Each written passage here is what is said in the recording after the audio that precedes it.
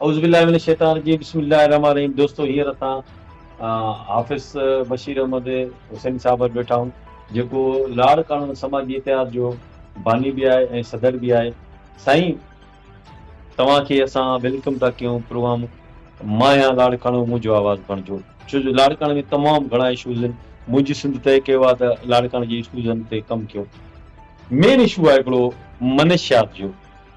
तव्हां अॼु लाड़काणे मां चौधारी नज़र फेराईंदो त हर चौंक ते 5 हीरोइनियूं वेठा आहिनि, जेके उते हीरोइन वापराइनि था, सरेआम था वापराइनि। उतां नंढा स्कूल ॿार वञनि था, न्याणियूं वञनि थियूं, अमड़ियूं वञनि थियूं, नौजवान ज़हन जिन जा मफ़लूज थियल आहिनि बेरोज़गारी, बदहाली ऐं टेंशननि में, उहे बि उतां गज़र सफ़र कनि था। असांखे सिर्फ़ु तव्हां एतिरो ॿुधायो त उन जे ज़हननि ते केतिरो असरु थींदो ऐं इहो मनशियात जो ख़ात्मो आख़िर थींदो।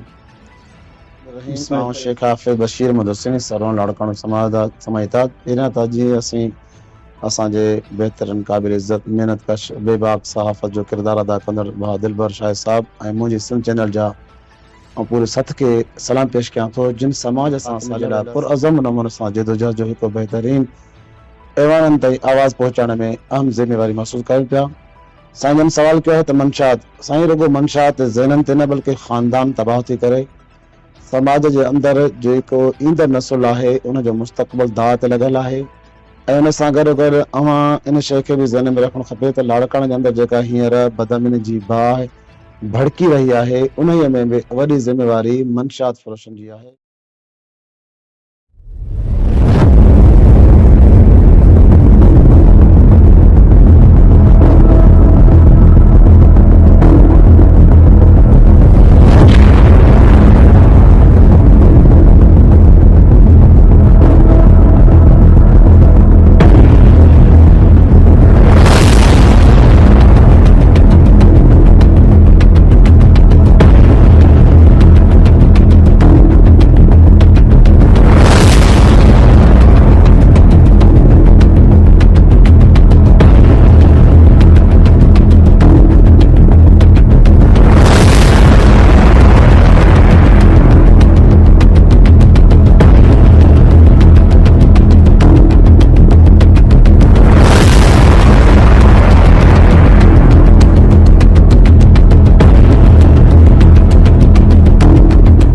मंशात फ़रोशनि सां असांजी तक़रीबन तव्हां ॾिसो स्कूलनि मां चोरियूं, इदारनि मां चोरियूं, घरनि मां, दुकाननि तां, गलियुनि मां को बि माण्हू महफ़ूज़ न आहे। उन में हर चोरी में मुलविस हीरोइन वापाराईंदड़ हूंदो ऐं उन सां गॾु असां लाड़काणे समायत जे तरफ़ां कई मरतबा SSP लाड़काणो साहब DIG लाड़काणे सां वफ़दनि में मुलाक़ातूं करे चुका आहियूं, मगर अफ़सोस जेको खानापूरी जे चकर में सिर्फ़ु फोटो सेक्शन ते मौजूदु आहिनि ऐं असीं चाहियूं था त समाज जे अंदरि थियल बुराइयुनि जो ख़ात्मो थिए ऐं उन सां गॾोगॾु तव्हां इहा बि ज़हन में रखंदव त इन मंशात में असांजा नौजवान नसुल जेका आहे, जिन जूं घर वारियूं जिन जे नाले ते निकाह में वेठियूं आहिनि, उन्हनि जूं ज़िंदगियूं तबाह थी वियूं आहिनि ऐं उहे अमरियूं जेके आहिनि पंहिंजे बचनि जी ख़ुशियुनि जे ओसीड़े में वेही करे उन्हनि पंहिंजूं जेके आहिनि सभु कुझु उन्हनि दावत लॻाए छॾियो आहे। छो त उन्हनि जा नौजवान नसुल जेके कल्ह सुहिणा हुआ, अॼु उहे मंशियात वापराइण जे करे तबाह बर्बाद ऐं मुस्तक़बिल हुननि जो खसारे में थी चुको आहे।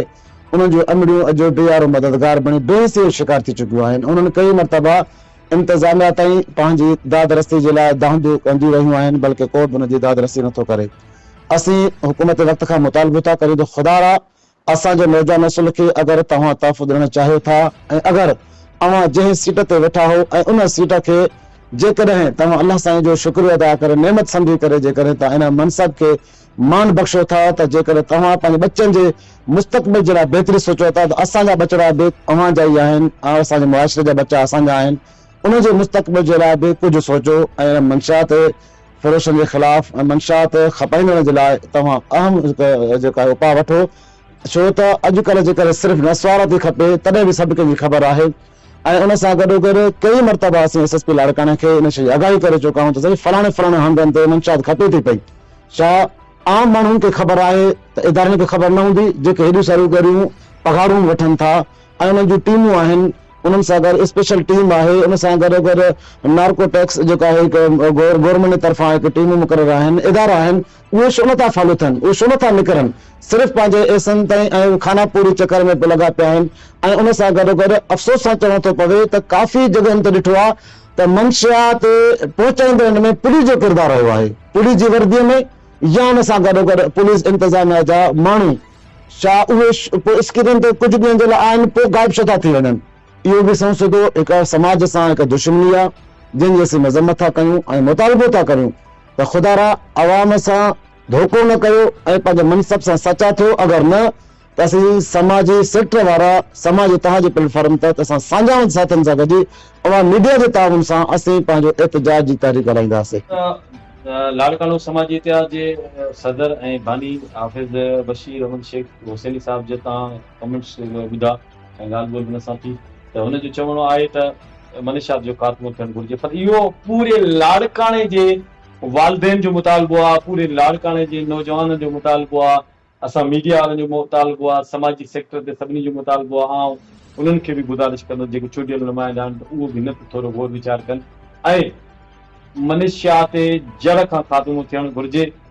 इंशाअल्लाह नेक्स्ट प्रोग्राम में नेक्स्ट समाजी वर्कर सां गॾु मनशियात ते अञा कमु कंदासीं।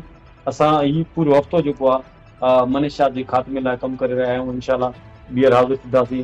तेसि ताईं दिलबर शाहिद खे ॾियो इजाज़त। मां आहियां लाड़काणो, मुंहिंजो आवाज़ बणिजो। महिरबानी।